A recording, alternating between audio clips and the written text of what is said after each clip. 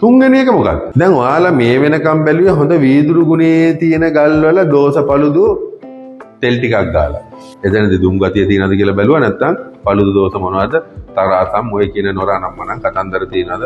හැබැයි දැන් ඔයා ගල ඇතුලේ ඉන්ක්ලූෂන්ස් බලන්නේ ට්‍රාන්ස්ලූෂන්.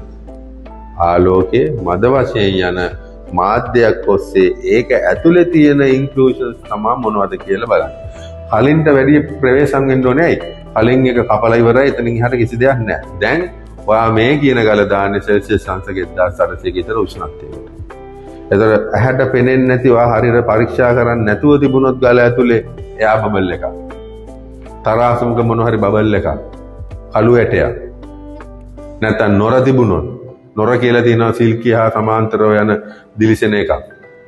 දැක්කොත් පරාදයි.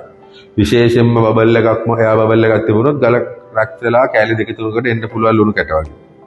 නැත්නම් හරියටම ගල පැත්තට අලුත්දක් බහින්න පුළුවන්.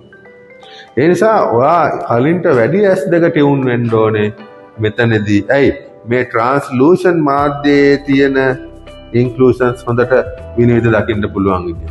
ඒ නිසා රත්නපුරේ ටෝච් එක වයිසර් එක අනිවාර්යයි ගෙවුඩවලදී. එහෙම නැත්නම් දෙයියන්ගේ පිහිටයි. ගල බලන ටෙක්නික් හරියටම අවශ්‍ය වෙන්නේ මේකෙදි. මං කිව්වා අවුවේ බලන්න එපා නේ. බෑග්ග්‍රවුන්ඩ් එක අඳුරු කරගන්න. හරි හොඳට ඔයිල් ගන්න. ටෝච් එක අල්ලන විදිහ එක දිගට බලන්න එපා. ටයිමින් ගන්න. S2කට බ්‍රේක් එකක් දෙන්න. ඔය ස්ටෙප් ඔක්කොම අවශ්‍ය වෙනවා මෙතනදී. ඒ නිසාම හයි රිස්ක්ම එක ගෙවුඩ.